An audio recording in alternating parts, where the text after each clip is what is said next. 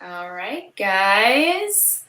So it's saying we're live. So hopefully we are live on the new co-ed Girl Boss page. My name is Amanda Balcazar. We have Amy Springer. We have a special guest on that Amy's going to introduce in just a moment here. Just wanted to welcome everybody. This is, I guess, tactically our episode number 2 that has been out on the general public page that you guys can pop on. So thank you so much for sharing it. Thank you so much for liking the page. And we are going to do our best to bring you guys some awesome content and value here each week. It's looking like we're going to be trying to do the Tuesday slot at 9:15, which kind of works good because we have some other amazing merch personalities that come and give you guys some other tips and stuff on the other days of the week. So right now, what I'd like to do here is go ahead and pass it off to Amy so that she can introduce our awesome guest tonight. Yeah, so it's exciting. Tara Flake has joined us tonight. She's a very talented self-taught graphic designer who also won a golden t-shirt. She's a mom and she's absolutely killing it on merch. She's very encouraging in the Girl Boss group and in the other merch groups. And it's just really an honor to have her on with us tonight. Tara, tell us, so how did you start your merch journey? Like, what was that like? Have you been in since the beginning or? Hi. Sure. We'll jump right in. I think actually I want to say it's you, Amy, that did you hear about merch from a podcast? Was that you? I honestly don't know where I heard of merch. It might have been. I swear there was someone else in, one of the group moderators somewhere, but that's where I heard about it. It was a little over a year ago. So I've not been in it for the whole time. I heard about it in March of, I guess it was last year, so 2017. And I was just listening. It was either Side Hustle School or the Side Hustle Show, one of those. And they just mentioned this.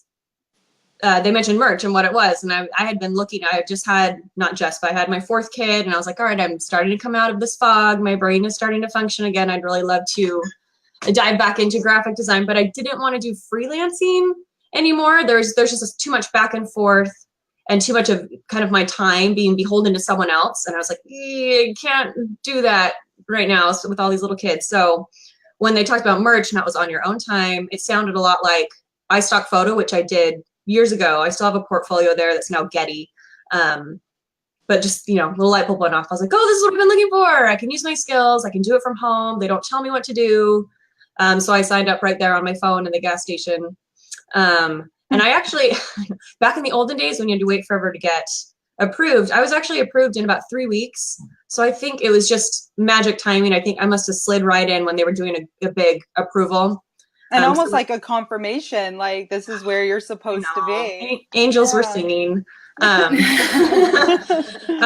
was surprised because in the meantime, I had joined some of the Facebook groups where they're like, oh, it'll be 6 months to a year. And I was like, okay, that's fine. We were actually moving that summer. So I was like, that's great. We'll move. The kids will get settled in school. Hopefully I'll be approved and I can start. And then I got the notification in April. I was like, oh, crap. So I got to hurry. So anyway, I threw some stuff up the last week of April and some things sold that same week and then a couple of days. And it's just kind of gone really well since then. Well, so you said you were listening to a podcast of like Side Hustle. So and that was pre-merch. So why were you listening to that? What were you doing before? Nothing. I was searching for what I could do.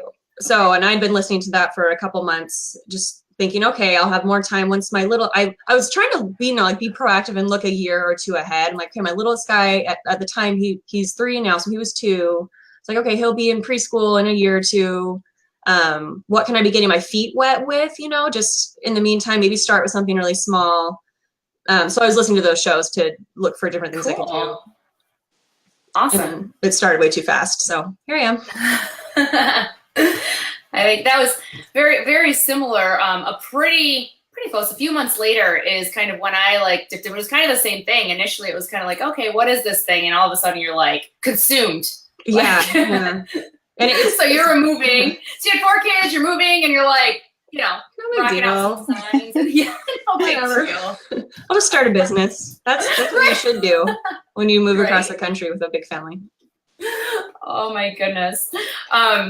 So tell us a little bit about, I guess, your year journey. Obviously you got into it and you were really excited about it, and then take us through a little bit of maybe, some ups and downs, I'm sure, in the first year, because it looks like you just kind of did it, you've had a year under your belt now. What's that kind of look like? So I took the approach of, I really went after holidays and trends. I saw that if I wanted to grow, like with the tier system, I thought, okay, if I want to be able to get a lot up there, I need some guaranteed sales. And for me, that was, I'm going to hit these holidays really hard. So I did. So my first one was Mother's Day. And I think, I don't know, that was like coming up really fast. But when I was getting sure, it was already May. So, I mean, I threw a couple up, and I think I sold, I don't know, like 20 or 30 of them. And that was really exciting. So when those are done, I started doing Father's Day stuff, and I did well with Father's Day. And in that meantime, I learned how to use AMS. So I really used that to my advantage. I learned how to, I wasn't putting a lot of money into it, and that's back when, it didn't cost much. But just to give some shirts just a boost, just to get them seen, and then organic sales would take over after that. So that really helped me in the beginning, which is super bummer. You can't do that anymore. So Father's Day. And then after that, I don't even know where I saw, it was the eclipse. Darn that eclipse. That will not be repeated, but that was a really good, or not for several more years, which, funny story. So you were able to get in on that. I did. And I saw, I don't even know where, I wish I could like say thank you to whoever, someone posted about it somewhere. Like if this eclipse was coming, I was like, oh, so I checked the merch forums, if anyone was talking about it. No one really was. And I looked on Merch Informer, because I had Merch Informer, and like, oh, there's only a couple shirts and they're selling really well. That's weird, because it wasn't for a few more months. And I didn't do anything about it. And then I think 2 weeks later, I was like, I'm going to check that again. And suddenly there were a lot more shirts, and they were all selling. I was like, crud.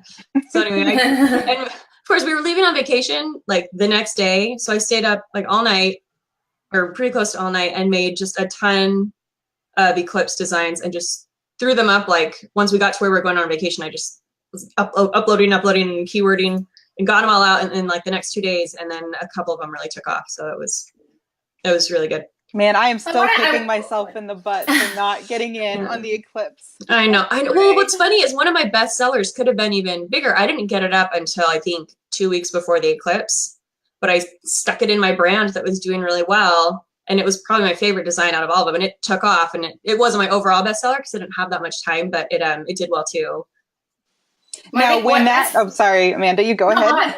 Well, I just wanted to point out real quick, because you said, you saw it, and then you decided that, at that point, like I said, you have 4 kids, you have, and your littlest one's 2, and you're going on vacation the next day, and you had the hunger and desire. Nobody's paying you. Nobody's telling you what to do. Nobody's your boss. And you're like, I'm going to stay up all night. I'm going to keyword a little bit on my vacation. I'm sure you had a great vacation, but that's kind of the mentality that I think some people don't necessarily understand. There was no guarantees there. There was just, you saw something and you went for it. And, you just committed. And I think that is something that I hear a lot from different people that do well, because you just kind of have to have that, go-getter type energy for sure. So good job for you for recognizing that and doing that.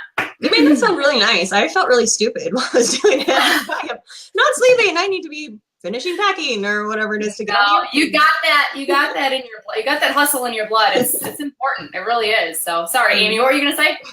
All right. So with the eclipse shirt, what was that like when you started noticing that shirt was like selling like hotcakes for you? Was that the moment that you were like, oh my goodness, merch is it?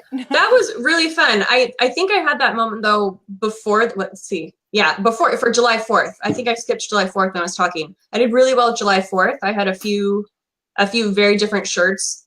I don't want to say go viral because I don't know what that means, but I was selling a lot of them every day leading up to July 4th. And even still, they still sell because they're fairly evergreen as well. Yay America didn't say like July 4th on it.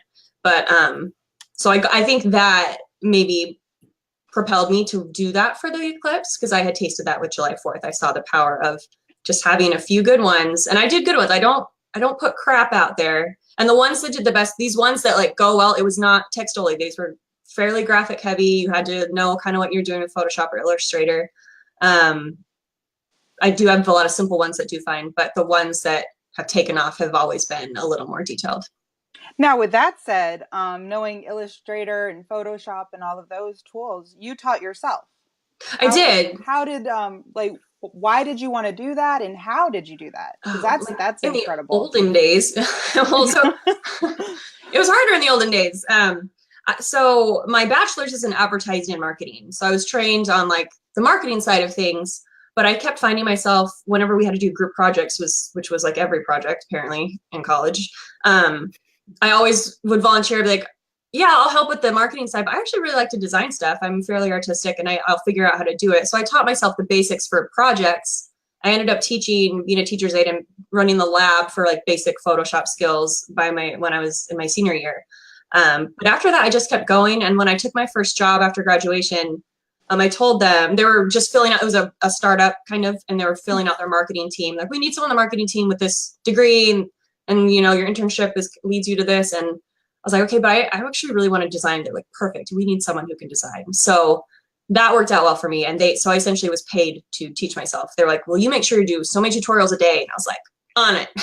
Wow. So that is cool. It was great. But back then there weren't like all these awesome YouTube tutorials. So I was like reading blogs, like first you click this button and then you click this and awful. Oh. Or like screenshots. It was like screenshot after screenshot after screenshot of like the button you click in Illustrator. Because Illustrator's a beast to learn. It really is. It's a different language. Photoshop is a lot easier to learn, I think, but once you get it, you can do it. So now I don't think there are any excuses for not knowing Illustrator. YouTube University is free, and I still use it. I know the terminology, so it's easy for me to like, I just go to YouTube. Oh, I forgot how to do this thing. How do you create like a pixelated halftone pattern? And so there's like 500 different tutorials to teach you how. So use YouTube. I think that's all you need to learn Illustrator, honestly. Yeah, that's definitely encouraging. Well, I agree with that as well. Like, I ended up, it was kind of similar in college. I went for advertising, public relations, and I had a minor in business. So same type of thing. And I just really liked it. I ended up I was the advertising manager for our school newspaper. And so part of that was we would actually create like mock-ups for just the different businesses to see, hey, do you want to advertise with us? Here's a few samples, pick one. And so I can remember too, like you were talking about when you're doing freelancing and people would come back and they describe to you what they want. And then they come back and they're like, no, I want it this way. I'm like, that's not what you told me in the beginning. But that's probably what you're saying about like doing a freelance, because you're going back and forth and making adjustments. And it's like, oh my gosh, you didn't tell me this. And now I'm revamping it. And, you know, they have something in their head, but they don't know how to communicate it. But anyways, back to, that was kind of the same thing. It was literally just a basic foundation. But for some reason, Illustrator is what I grasped to. I think I took one class because it was required that had the super basics of both Photoshop and Illustrator, and I never really connected with Illustrator so much, but I would use, Photoshop, but I'd use Illustrator here and there to help with like doing flyers for like charities and dog rescues and stuff that we were involved in, and I would always kind of take that aspect of it. So it was nothing that I was ever really skilled at, but at least with this, it gave me a little bit of a foundation. So when I started, I was able to then jump into YouTube, and that has just been huge. Like, I mean, there's videos that, I mean, they don't even have, you know, some of them don't even have commentary. It's just like music in the background. And it's like 3 minutes. You learn how to do this. And I'm like, oh, wow, like that's so cool. So I mean, YouTube is amazing. So you're right. No excuses for sure. And I have a really long list on YouTube of my playlist of like how to do that one very specific thing that I always forget how to do. That's like buried in the object some menu that I always forget. There's so many things you can do on Illustrator. So I just have this long list of when I want a certain style or a certain graphic, I just run back and reference that real quick. I still feel like I'm such a baby with Illustrator. For sure. I have the same thing. I have some playlists, but like, even when you're talking about the different terms, I probably use that darn program for like 5% of its capacity for sure. I mean, that's what I do everything in, but there's just so much you can do with it. It's crazy. So highly recommended. And I know there's, what's the one online? Is it Affinity? Do they have one that's like it's a lot more affordable? I'm sure it's they have powerful. Affinity Designer, which is supposed to compete well with Illustrator. And then of course they have the Affinity Photo that competes well with Photoshop. Which honestly, I haven't used it, but I'm going to assume that it's probably just fine for merch. You do not need all the things on Illustrator or Photoshop for merch. Right, for sure. Well, it's the same thing with, I mean, well, I would comment on this all the time. Like my husband uses Over for his account, which is just funny. So it just depends on your style and what you want to do. I think that it does. I definitely think, you know, his specialty more is kind of the funny, quirky, kind of creative type things, some adult humor stuff, but stupid adult humor stuff that gets noticed. And then mine, like I'll sit there and work on a design forever, not forever, but way too long. And it's not selling. And here he's popping off these. Isn't that frustrating? Like, oh that happens to me all the time. I have like this beautiful idea in my head and I spend all this time on it and then it doesn't sell. And then my stupid text only that took me 10 seconds is like on fire. I'm like, gosh, dang it. Like so much. What a waste of time and creativity. Yeah. That's another good point of merch. Simple does sell. Absolutely sells. Totally. Now, what other tools do you use? So that's it for design. I do have an iPad Pro with Procreate on there, which I use when I'm out and about or at kids soccer stuff. I'm still not super great at that. Like I feel like I'm not using Procreate as well as I could be. I need to be on YouTube a little more and check that out. There's some good tutorials on there. I know, and I've seen a few, and I need to watch them again to get the hang of it better. I mean, I love using the pens. I mean, sketching on there is great. But for uploading, I use Merge Lister Pro. I use the data machine section a lot. I find that one really, really helpful. And then I've got probably all the same extensions, all the free ones. And I have Pretty Merch. What else is up there? I've got Merch Informer. Got the Amazon BSR quick viewer thinger. Keywords everywhere. I don't remember what those ones are, but there's some other ones out there. Yeah, I wish I were better at researching. I think I'm getting better, but yeah, apps are helpful, or these extensions rather, are pretty helpful. I agree. I think when you're good at design, it kind of does. Well, it definitely helps for sure because you're able to create what's coming up in your head. But I think personally for me, I feel like I hadn't put as much time into research, and I'm really trying now that I've been doing it and kind of had a little bit of experience over this year. I feel like I'm kind of trying to lean and push myself into more of the research and then doing a like just really niche focused because I know that I have to change what I've been doing. I feel like my first year was kind of just feeling things out, and now I need to get a little bit more like intentional about it because it is, there's a lot of competition. It's getting, it's definitely a little bit more difficult. It's still awesome, but it's a little more difficult. So I do want to get better at the research aspect of it. Right. And I think one of the biggest, if you want to call it like an aha moment that I had last year was I found that I was designing Target shirts. And what I mean by that is when you're in Target, you're just already there and you're shopping. You're like, oh, there's a cute shirt. I will totally buy that. But you would never have gone on Amazon to search for that shirt. I was not looking for a shirt that said, I love tacos, or, whatever it was for you or your kid or your husband, whoever you're shopping for, or your spouse. But that's what I was designing for. I'm like, I'm just going to make up my own phrase or make up this fun thing.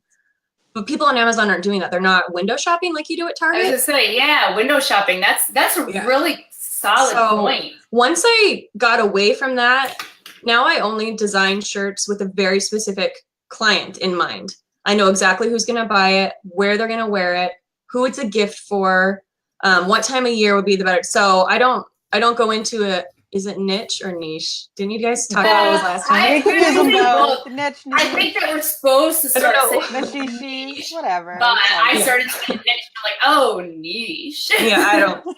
So anyway, I try to have that before I make a design or jump into anything. I make sure there's a person on the other end that's going to be wearing it someday, not just me thinking that I'm Target and people will just window shop my store on Amazon, because they're not.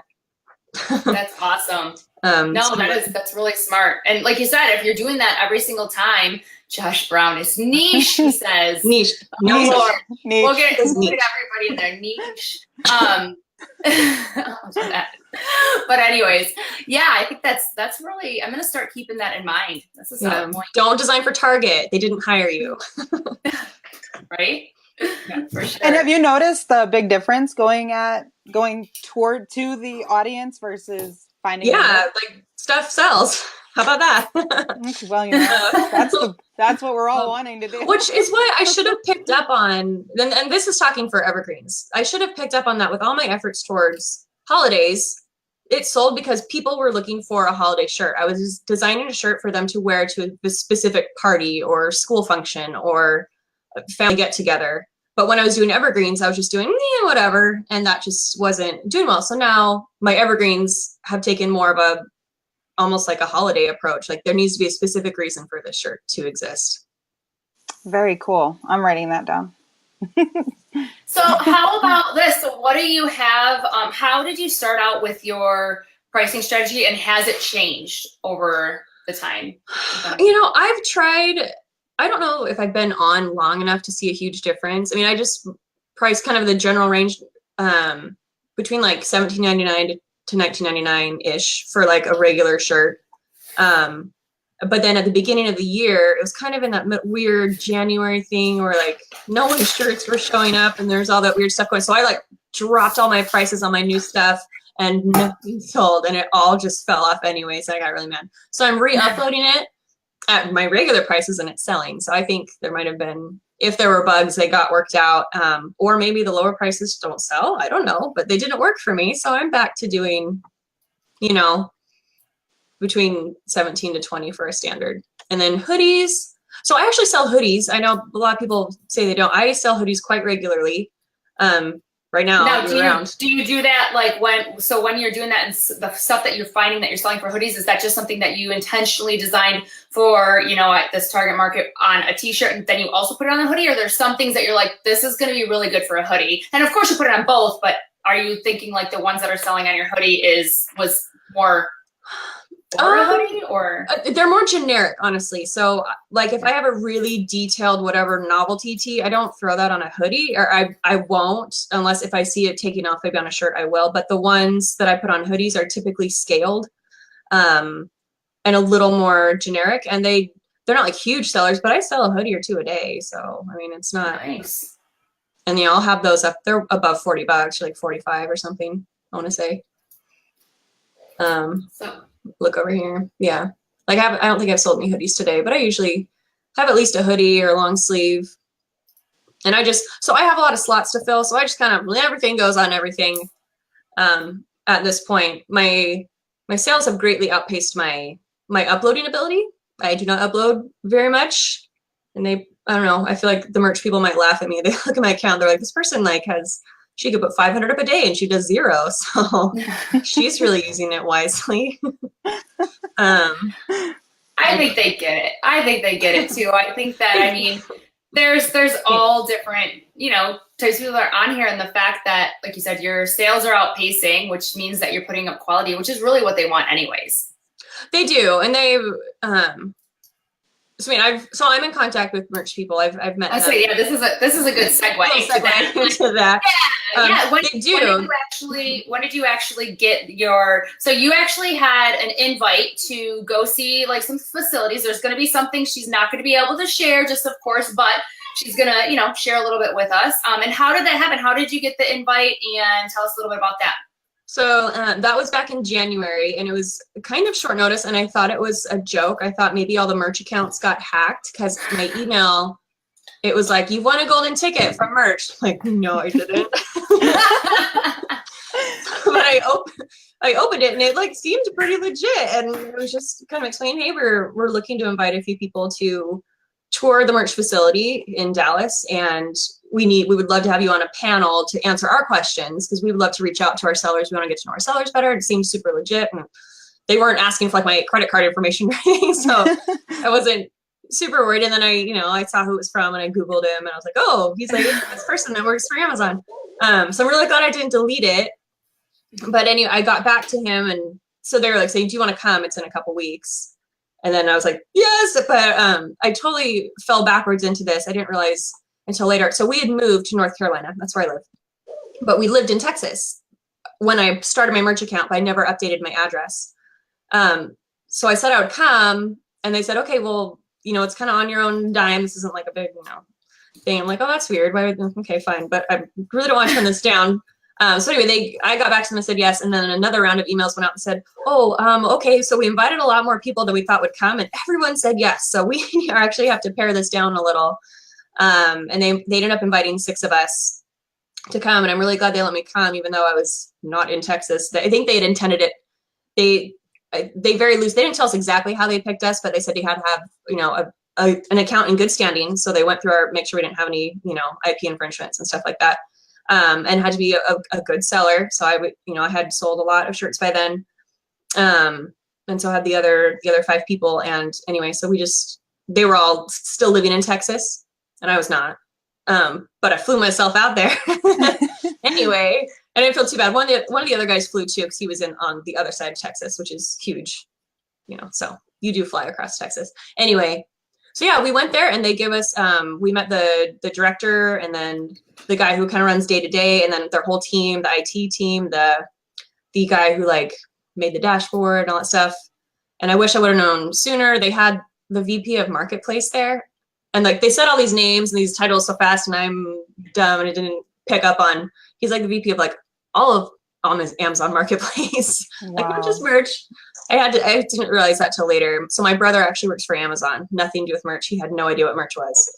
And I was just texting him. I was like, I met all these people. Do you know these names? And he was like, what? It's like, you had dinner with that guy? I was like, yes, I did. I totally didn't know it. Feels so stupid. I was sitting right by him. He's super nice. But anyway, so we got to know the director most of all, Miguel. He's super nice. And then Ivan's he's over partnerships. I think that's what he does. But anyway, so we got to know them, and they asked us all kinds of questions about what the sellers were hoping for, what our concerns were, and we pretty much just everything anyone has ever complained about in the forums. We kind of just laid it all out, and they were like, "Oh my gosh, that's so okay." They didn't know. I think the biggest thing that came out of that was I don't think they realized how scared people were of losing their accounts. I think that was one of their biggest takeaways, and just we felt very in the dark because we didn't have a lot of information on our dashboards. We didn't know like how many rejections is too many. And they were very like, no, you don't realize, like if someone gets terminated, they did bad things. Like we have gone through their account a few times. They're repeat offenders or just like massive offenders. And I'm like, sometimes I spell the word shirt wrong, or I totally put something, you know, and they're like, it's okay. And anyway, what we came away with was, first of all, they're very nice. They seem very concerned for the sellers, and we all just need to calm down a little bit. So that was, for me, to have that obviously in person with them was great. And we've stayed in contact for a couple of PR opportunities. So I had, I know Ken did his news interviews. I did some of those out here. They're actually having me go to DC next week. So I'll be in DC on Monday. Amazon's throwing a forum with Congress and state representatives to try to fight for small businesses and the small business practices. So I'm a very small business. Wow, that's exciting. Yeah, it's fun. Like I'm like probably the tiniest business they will see there that day. But it matters. It really does. But it matters to them, and you're speaking for all of us. So that's really cool. If you have anything for lawmakers, I think it's mostly to do with taxes. So this is more affects FBA sellers, which I'm not. I sold FBA for like 5 minutes just to see what it was like, and I didn't like it. So, and also for the tax reasons, I don't understand the tax code. I don't have time to get into that. So I intend to learn a lot on the airplane on the way there, so I know what I'm talking about. But anyway, they do appreciate merch sellers, and yeah, that is really cool. And we got a T-shirt. They made us T-shirts. Yeah, the golden ticket. This is a golden ticket T-shirt. Let's see if I can hold it up. There you go. Super cool. Ta-da. They let us make these on the machine, so that's what we're not allowed to talk about. We signed big fat NDAs about processes and stuff, but we toured the facility and saw all the stuff, and we got to push the buttons on the machine. They have really cool machines that make these. So I made this. I didn't design it, but I pushed the buttons and saw it pop out of the other side. They had these designed for us. So that was nice. And they hope to do that again. I don't know if they do it secretly, and they have been doing more, but they asked us, so do you think so they didn't think people would fly out. That was interesting to me. They're like, we just picked people from Texas because they could drive here. They're like, you flew here though. Do you think other people would? And I was like, yes. I think if any merch seller that might get might get an email offering to let you come and meet the directors of merch. They'd probably say yes. Yeah, that's some pretty cool networking right there. And that doesn't come every day. No, it doesn't. I feel very, very lucky to have gone there and to meet the other sellers, by the way. I don't want to out anyone in case it's a secret. Fernando, I know he's announced in his group that he was there. He's on mastering print on demand. So I met Fernando, who's hysterical, and a few other boss ladies who are in here. Very cool. So what type of, thoughts did you leave with that? I know that you said, obviously, it probably eased some of your concerns with, your account and stuff, because obviously you're trying to do, I know that the terms they kept using were, what do they call it? Bad actors is what I feel like when they were communicating, they kept calling them bad actors. So as long as you're not a bad actor, they kept saying, but what type of, takeaway did you come from that? So January, you went there, and then what was your mindset on merch from that point? Was to stick with it. They knew that there were growing pains. We brought up a lot of things about stuff we hoped for on the dashboard, analytics we would like to see. They're working on those, and it's not going to be a super fast process on some of that stuff, but they're very aware of things that we would like. They're very aware of things that are missing on the dashboard. We asked for an account health indicator of some kind. If you are, granted, they're yes, people make mistakes. They're we know you make mistakes. We know you're going to tread on a IP somewhere here and there, and it's okay. Well, but if you do it all the time, that does, flags start going up. So, if there's some kind of account health, I don't know. But they're well, we do give warnings. We suspend people, and sometimes people who get suspended, or it's for a great reason, and sometimes it's a mistake. And oftentimes they'll get terminated later because they didn't learn. But anyway, I did come away with a very positive feeling. They very much talked about how this was still in its infancy and the stuff they've had to overcome that we're not aware of. And the fact that it's a very small part of Amazon, but it's still part of Amazon. So Amazon, as a big thing, does have a lot of say in what happens and what they can and can't do with, listings and things like that. So there's a lot of stuff that's also not in their control. I had a lot of questions. I think I won the award for asking the most questions where they were we can't answer that. Okay, just that I know. Maybe you can. Now that you're going Washington, D.C., I think that you're going to have to kind of do that again. I think we need a refresher. They need to hopefully they ask you, to share some additional concerns and things like that. Where do you think, if that is something that you guys end up, or if they do, ask you, what would you bring to their attention now? The policymakers or merch? Merch, because they're going to be out there, right? And I know that's not going to be the entire topic, but you're going to probably have some. I actually don't think merch is going to be out there. This is the people I'm working with now. So merch, they liked my story when they met us all in Texas. They asked for each of our stories, and I was the only one there that's not a big Amazon seller on this. Where merch is my side thing. It is my side thing, but parenthood is the main thing. So. So they kind of keyed in, wait, you're doing this, and they saw I had a successful account. You're doing this with kids at home as a mom, and I think light bulbs went ding ding ding ding ding. American dream here. So they hooked me up with their PR department. So I still talk to merch, but now I have contacts within Amazon PR, and they've the news stories with one girl, and she liked working with me, so she passed my name to this other girl who does public policy. So now I'm working with them. So it's for Amazon as a whole. Gotcha. It's not sure. So you're telling me I have to have 3 more children really quick in order to qualify? I don't think that's a requirement. No. Okay. Well, anyways, I still like to answer that question though. Right. I got it. I want it bad. No. No, but still. So now your concerns? It's 6-7 months later. Mm-hmm. So what types of concerns would you bring to the table now for them? With merch? Yeah. I would still ask for more information on the dashboard. I would ask for some better analytics. What else? The account health thing would still be great. The other things we asked for were, and this is a plus or minus, an easier, obviously an easier uploading system, batch uploading, single upload, multiple product uploads would be fantastic.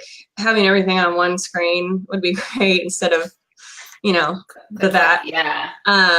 but that's all like, you know, programming stuff. So I don't know how feasible or how much they want to do on that. Those are my main concerns. I would love a little, hey, this is just an alert. This one's falling off. Because once you have thousands of designs up there, like you have to like click on the live ones and go like 80,000 pages across, and then you can see the ones with the red warning, hey, going down in 10 days. I never do that. I just see them fall off. I'm like, dang it.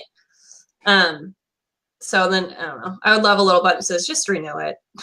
But but at the same time, they don't want to clog the system. So that's another thing that I came away with in our after hours meeting. We went out to dinner, and that was really fun to just kind of sit at this big table and just shoot back and forth off the record, if you will.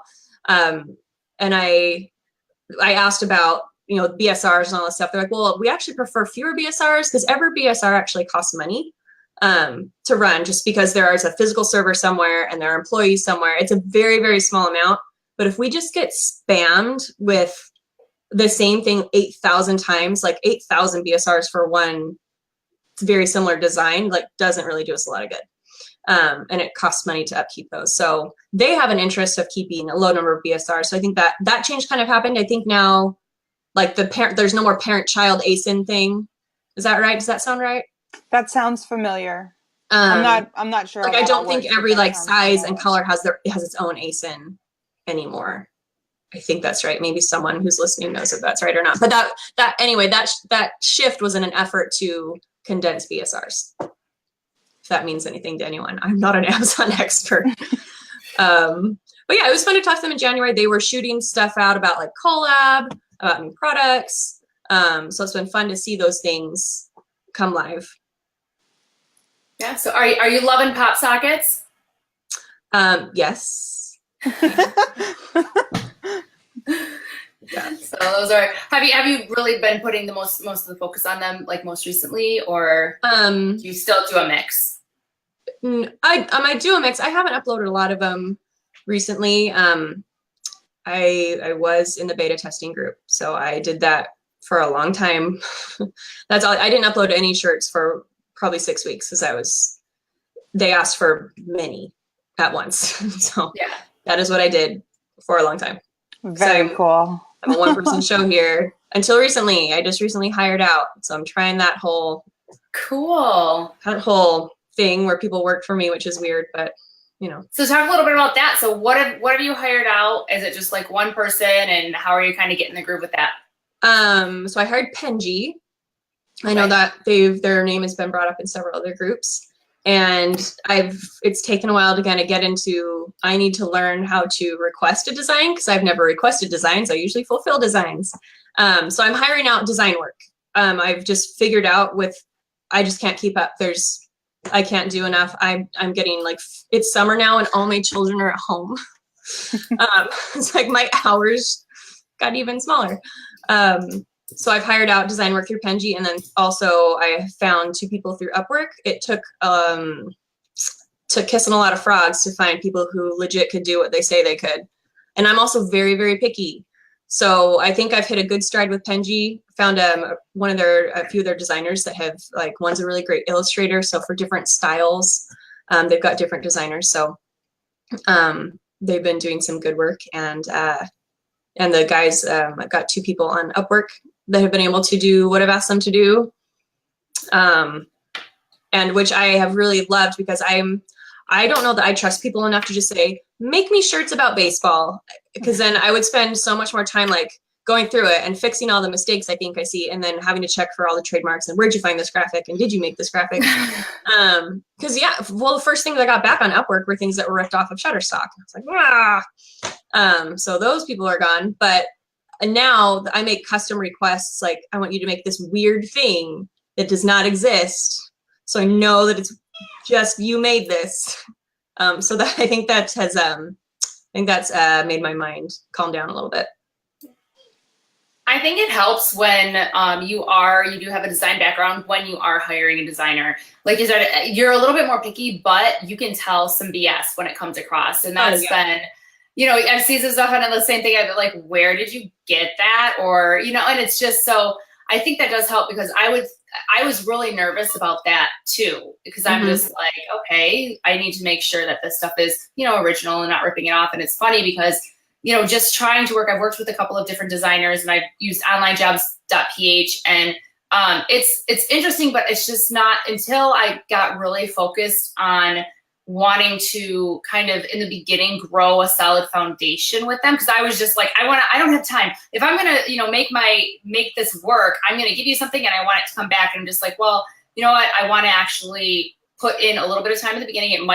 They might mess up a little bit, but as long as when I give them an adjustment, they improve, then okay. So I'm kind of getting to that stage. And so with that, I've actually had a guy, he was so good at illustration. Like, that's what I wanted him to do. But I'm like, okay, well, financially, this doesn't make sense for you to be a full-time designer, because I did want somebody full-time to push me. I wanted to push me to commit to getting them instead of just being like, oh yeah, I want this design or this design, and then it goes a couple days and I'm not giving them stuff to work on. So I'm like, okay, I'm going to force myself to get them the designs that I want them to work on. And so then I was like, okay, well, we can't just have you do all illustrations. It just takes too long. If we're going to do this full time, I have to do let's do some simple stuff. So I was like, here, let's do something, like, just see how many of these designs you can blow through really, really fast. Because like we said, simple sells. So I did that. So then we had to go through all of of course I said the commercial fonts, but every single one I'm like highlighting in red. I'm like, every single one of these are not for, oh, I found them on, DeFont or whatever. I'm like, no, it's not for free. It's not free for a commercial. We have to go through that. There's a button you can click that says I know. ones that are free. Right. So I actually was doing, because I was using Screencastify. So I actually did a couple of things for Screencastify to go over that. And then the next time, so he had the font down. That next week, he was like ready to blow through them. He blows the designs, and he made the shirts so similar to the ones, like, I'm like, no, and I said, make them your own, change them up. And they were practically replicas. And I was like, you just spent this. I'm like, you're an amazing illustrator. I said, this is what we're going to have to do. I'm going to have to keep you on, and I will pay you well for your illustrations per illustration, but you can't be my full-time designer. And I'm like, I don't think you're really enjoying this aspect of it either. And he agreed. So it was kind of cool that even being distance and a different culture, a different country, everything, to finally get to that point where I'm kind of like, okay, I was able to see their strengths, and this is not working. And now he's going to be, part of the team, but just in a different fashion than how we started. So, and I've been trying that for a few months. I think I've been trying since I've been toying around with it, maybe January, February, I think. Oh, wow. Maybe February. I've been toying around with, I had a different illustrator, and it's crazy when you kind of work with people over in the Philippines. So the internet, their programs aren't right. They get, the plague, then their sister loses a leg. And I'm telling you right now, somebody got hit by a bus, and their artist hung themselves. I'm not kidding. Like, I'm serious.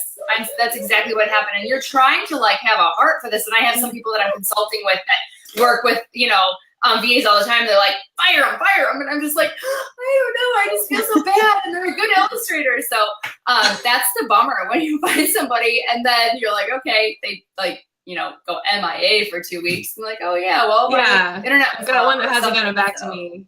I've got one who's like, she's like, I want to do this. And then she checks in like every 4 days. Can I still do this? I'm like, sure, if you want to, but nope. And 4 days later, hey, sorry, I got busy. So I need to terminate the contract because anyway. I just think it's funny. I kind of want to see how long she's going to keep hoping to can I still have this job? And she's like a $5 an hour one too. So I'm like, I don't know. Anyway, my best one, it's like I have a guy from Russia and a girl from Belarus. They are doing really well for me. Cool. And that's Upwork. That's Upwork. No, that one's Upwork. Cool. Very cool. The Philippines on Upwork did not go well for me, but you know what? Maybe I'll switch for it, because I think I'm still paying that. There's a monthly fee, whatever, but I think my monthly fee was locked in when it was I think it's $79 a month now, on onlinejobs.ph, but at the time it was $49. So I think I have that, but I should just. I think I should just, but it doesn't have anything afterwards, because I think it doesn't Upwork. They take a cut or something. Is that how it works? They do, but I think it's out of. I don't really know. I don't know. Something I should know. I'm just getting started with it. I'm really good at learning all this stuff before jumping in. I'm apparently didn't read all the fine print. I don't know. It charges my credit card, and I see how much it is. I'm like 2 weeks into this. Well, let's see. We usually go till just right around 10. So let's do this. Hey, Amy, do you have any questions that you have going on here?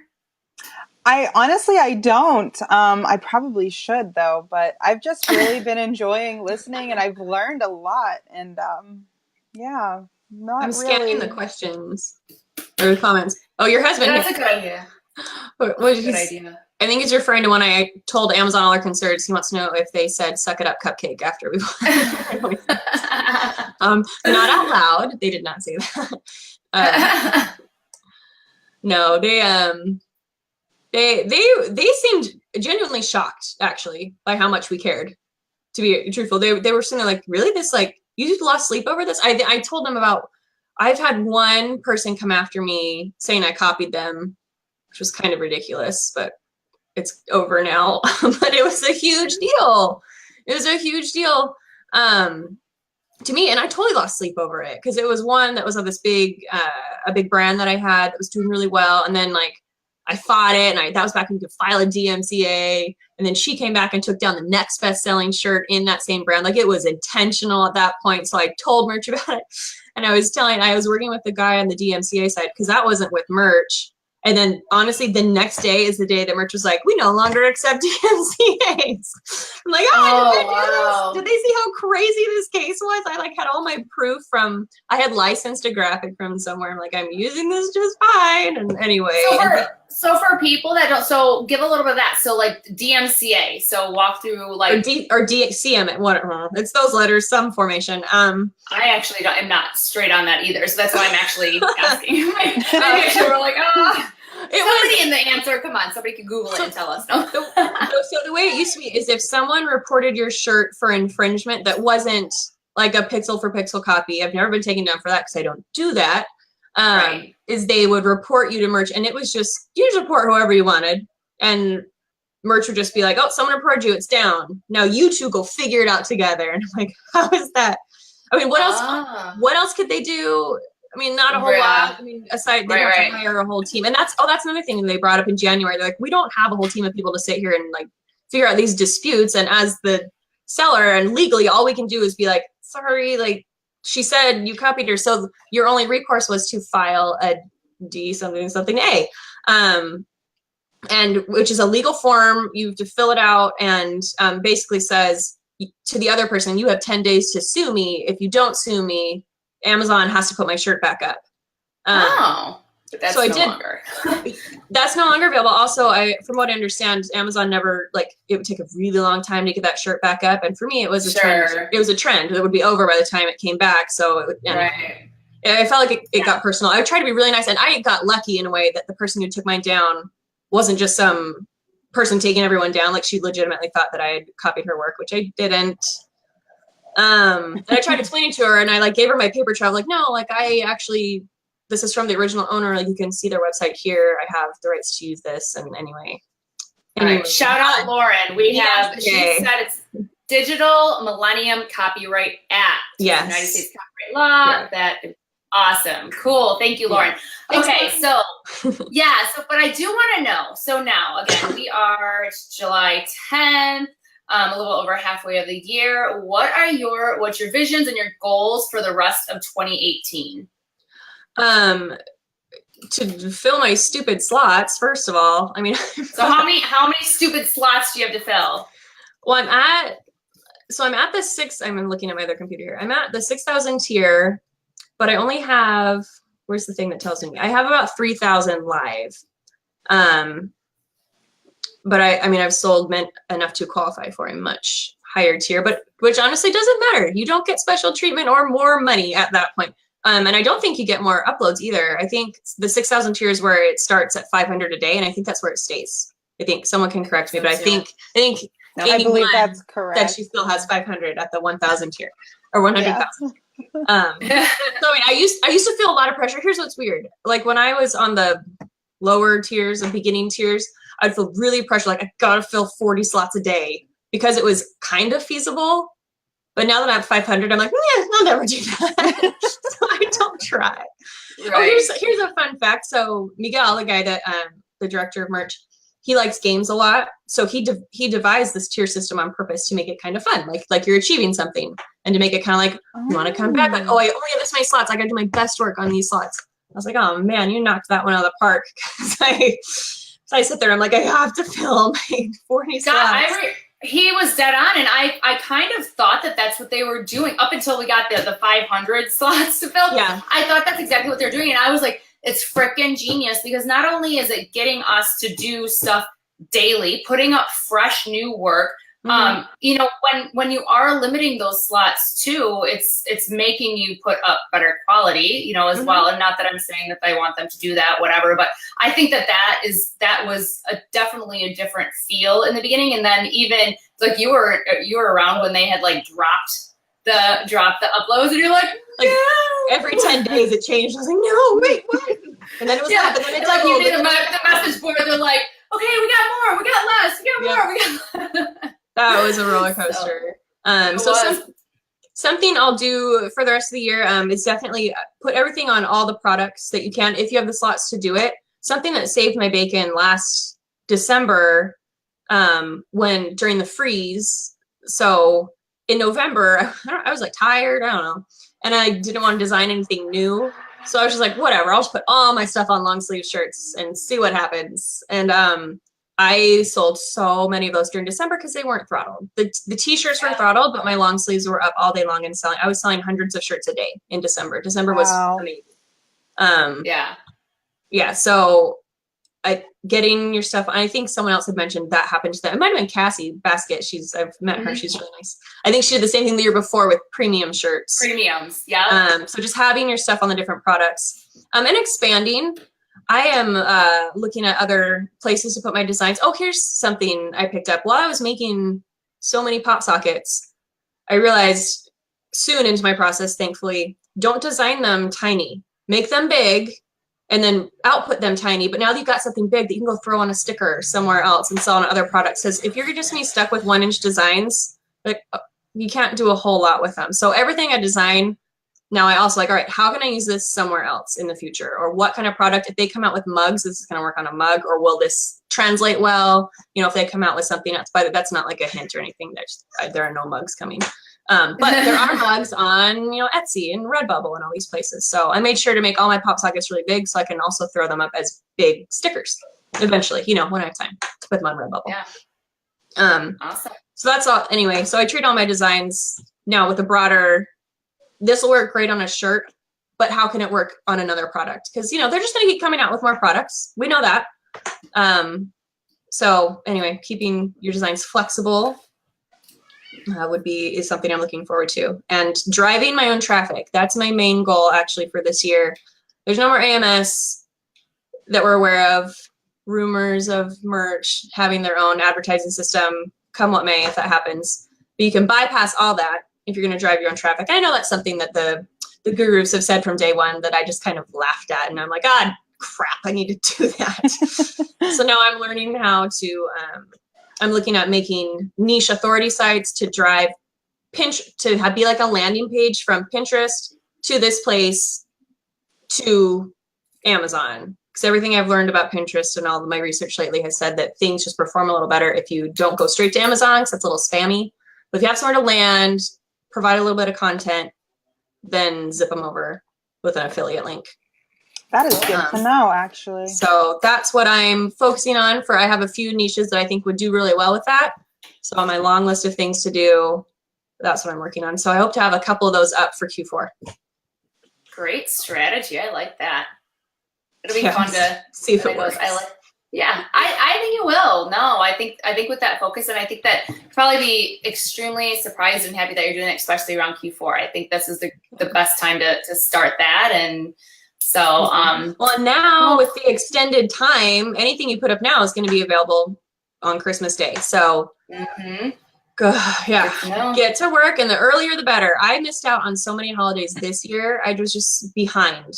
I did not do as well on holidays, even with my same designs that killed it last year. Eggs, you know, ripoffs and whatever, and that's fine. That's part of the design world, is inspiring other people. So you're welcome to whoever I inspired with my designs.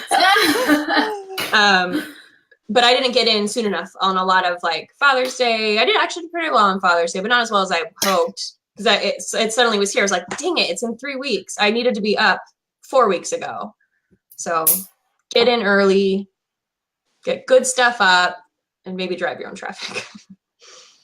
I think that is key. I think that it's definitely going to be going to that way as well, to drive your own traffic. So that is a great thing for us to end on here. So thank you so much for coming on with us. I was super excited. I'm so glad that you said yes. I know that you're, super busy. And now, man, we should have had you on after your whole political debut coming up here. When is that again? It's on Monday.